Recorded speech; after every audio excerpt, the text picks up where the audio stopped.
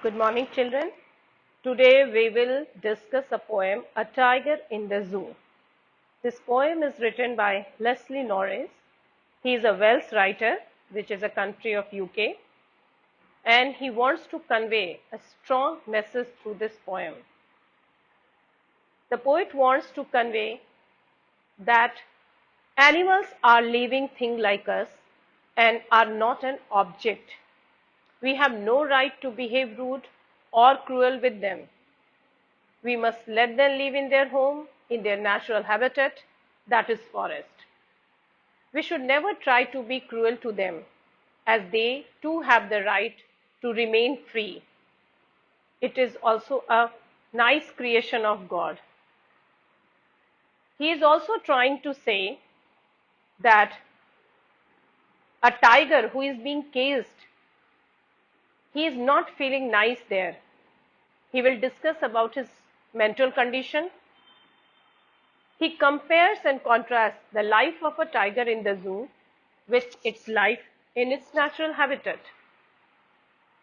As the poem says, that you will see that how a tiger lives in a zoo, and then the poet, he imagines, there is an imagination also, because the poem will move from zoo to the jungle and back again to zoo. So you will get idea that what was the purpose of writing this poem, what the poet wants to convey through this strong poem. Now this poem is written very beautifully, very simply as well, because poet is trying to explain the agony, the helplessness of a caged tiger. He also explains that if he would have been in jungle, how he would have behaved. And then finally, what he wants to convey, that what was the last wish of the tiger. So the poem begins with a description of a tiger who is walking in a cage. Now let's see the explanation of poem. He stalks in his vivid stripes, the few steps of his cage, on pads of velvet quiet in his quiet race.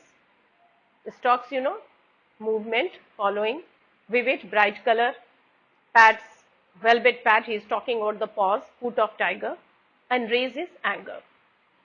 Now, poem begins with a simple description of the poem, of the tiger, that how he is moving, he is confined, and how he is moving around the cage.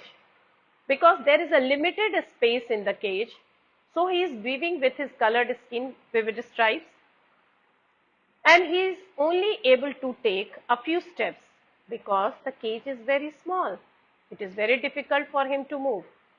Although a tiger who is in a habit of moving, roaming in a huge jungle, but since he is captured and kept in a cage, he is not able to move conveniently. Now you cannot hear his footsteps. Why? Because he has very soft feet, like velvet, pad velvet, because of which there is no sound of tiger's footstep. Now come to the last line. Tiger in his quiet rage, it's an oxymoron, two contradictory idea. He is quiet also, rage also. How is it possible? Actually, the poet wants to convey that tiger has suppressed his anger because he feels helpless. He has controlled his anger because he is strong. In a way, I can say that tiger is very wise. He knows it very well that even if he will show his anger, there is no one who will listen to him. Human beings are very cruel. They will not allow him to move out of this cage. So there is no use of showing its anger to them. So very quietly he is moving, and he has suppressed his anger, controlled his anger, and he is walking in the limited area. Why he is angry? Because he is not free. And this is the strongest message of this poem, that we all love freedom. They too have the right to be free, but we human beings sometimes for our need and sometimes for our greed. We keep these animals in the zoo and only for the fun and frolic. Now look at the literary devices. The rhyme scheme is very clear, A, B, C, B. Personification, you will find it out here because the tiger is personified as the poet refers him as he. We have metaphor. Tiger's paws are compared with velvet, pairs of velvet. Then enjambment, the new literary device which is very common nowadays because the continuation of a sentence without any punctuation mark. Imagery, always I have told you, visual imagery, sound imagery. Whenever you are listening something, just start imagining something. Then we have oxymoron also, that two contradictory idea put together, quite rage. Okay, stocks is alliteration, we have stocks is stripes. So these are the literary devices. Now next paragraph, he should be lurking in shadow, sliding through long grass near the water hole where plump deer pass. Now since poet feel pity on him, and that is why he is imagining that if this tiger would have been in jungle, how he would have behaved. Lurking means to be hidden as if in an ambush to wait for its prey. So the poet is simply saying that if this tiger was free, he would have hid himself behind the long grass where near the water bodies. Sliding through long grass means moving slowly and hiding also himself so that no any other animal would be able to see him. And he knows it very well that each and every animal will come to the water body to quench its thirst. So he knows that if he will wait quietly, stealthily, where near water body, he could easily catch a deer, plump deer, a very fat deer, in order to have its food. So basically, poet wants to convey this paragraph that the actual life of a tiger is to live in jungle where he could catch his prey and eat it. But tiger is in the cage and he is not able to do so, although he is getting his food. But there is no interest, there is no fun in that. They are accustomed of living in their natural habitat. So he really genuinely don't like it. Now look at the literary devices. Rhyme scheme is again very clear. Enjambment we have, like continuous of next line, sliding through the air pass. We have alliteration, sounds of a plump pass, imagery is also there. Now next paragraph, he should be snarling around houses. Snarling means sounds which was made by these animals at the jungle's edge, baring his white fangs, his claws, terrorizing the village. Now here the poet is also giving one symbolical idea that we human are clearing jungles, forest, and we are coming closer to jungle. So this is not very comfortable for the animals to survive in that scenario, but still they are living. So once again, this paragraph is an imagination, and he is imagining that the tiger would have been free. If the tiger would have been free, he would have snarled, made sounds around the houses which are located at the outskirts of village, jungle's edge, and he would have terrorized villagers with his sharp tooth, bearing his white fangs, tooth, teeth, and his claws. He would have terrorized them. Why? There is no other reason to terrorize them. Tiger is not having any fun. Rather, he wants to lead a secure life, an isolated life, far away from human beings. So his basic purpose is to live and let me live as well.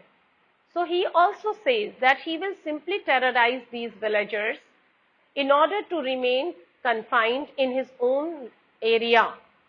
And since he will terrorize them with his white fangs, his claws, and his, very ferocious voice, it would create fear among the people living in the villages. So he will show his strength to human being, the strength which is suppressed in the zoo, which he is not showing to them because there is no use. But since he is a strong animal, so he will show his strength to them. But what is he doing now? Nothing. So look at the rhyme scheme. That is very simple again. Enjambment is also there. Now here you will find out very interesting literary device which we have already discussed. Onomatopoeia, sound denoting word. Onomatopoeia, snarling, because it is denoting the sound of a tiger. Okay. Now next paragraph. But he is locked in a concrete cell. His strength behind bars, stalking the length of his cage, ignoring visitors. Now the poet comes back to reality. When the poem started, you saw that he was in the cage. Next two paragraphs, it was the imagination of the poet, where he is imagining the tiger to be in its natural habitat in jungle. Again, he is coming back to reality, that the tiger is inside the cage. He says that the tiger is confined in a strong cell, which is made of a strong building material, concrete. He further says that as the tiger is behind bars, so his ferociousness is also behind the bars. He is just stalking in the cage, moving here and there. He never tries to terrorize the visitor because his power is restricted by the cage. Means if he would have been free in jungle, he would have really scared the visitors. But here, what is he doing? Since there is no use of showing his anger, his annoyance to them, and that is why he is not even terrifying them. So basically, what is he doing? He is ignoring them if they are coming, because when we go to zoo, we are very keen to look at them. We want to see them. We are sometimes making fun of them, imitating them, copying them, aping them. But he is not even caring. He does not look at the visitors, ignoring them. Neither he is showing his strength, nor he is showing his, interest. Why? Because he has no interest in them. And he is confined there. Now again, look at the literary devices. Rhyme scheme is followed bars, visitors, personification is there. We have assonance, vowel sound, consonance. We all know alliteration. Sound of B, start of two words behind bars. Last paragraph, which is concluding paragraph. He hears the last voice at night, the patrolling cars, and stares with his brilliant eyes at the brilliant stars. Patrolling cars, there are a lot of guards and vigilant officers who used to move in the zoo or in biological parks, look after the animals. So now the poet is saying that in the night, the tiger hears the sound of patrolling cars. He also wants to say one thing, that the tiger is never getting a free time to rest. Why? Because during daytime, he has to entertain visitors, and during night, the zookeeper, the patrolling cars, the guards, they are disturbing him. These continuous vehicles of police, guards are disturbing him. So in the night, the tiger listens to these sounds of the cars. Since he is not able to get a sound sleep, mentally also he is not sound, what does he do? He then stares at the shining stars with his shining eyes. Now this is the only positivity which is left, that his eyes are still shining, means there is a sparkle, a shine, a hope, an optimism that one day he too will come out of this cage. And then he is looking at shining stars. So tiger is sad, we all know. He is confined in cage as he cannot do anything. So he is staring at the stars in night, and he is looking at those stars because of reasons that first of all he want to divert his thought, and secondly he also want to be free like them. He is dreaming that one day maybe he too will get an opportunity to roam as freely as these tigers are roaming in firmament, in sky. So he too will get an opportunity to lead a life of freedom, because as I told you, this is the key message of this poem, freedom. We all love freedom. How bad we feel when we are being confined in a limited area, either in a prison or in lockdown. So he also feels that one day he too will get an opportunity to be free as stars and to roam freely in, obviously in his jungle, in his natural habitat, as these stars are also moving. And one more thing is there.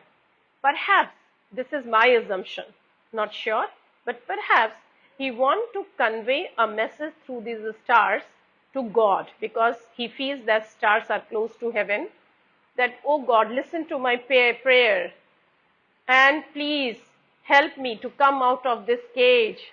Help me to lead a free life so that I may be able to be happy and contented. So in this manner, poet is ending its poem with a strong message that freedom is necessary. Animals too have the right to live in this world. They too want to live a peaceful, happy and free life as we human want. And he is trying to, he also want to be fearless. He also want to be free. And since he is sad due to the human beings who have deprived him of these pleasures and they have caged him in a zoo. Now, as we end this poem, literary devices, rhyme scheme is clear, enjambment is there, alliteration you too have, he hears. So in this manner, the poet ends this poem and we also end this poem. Thank you.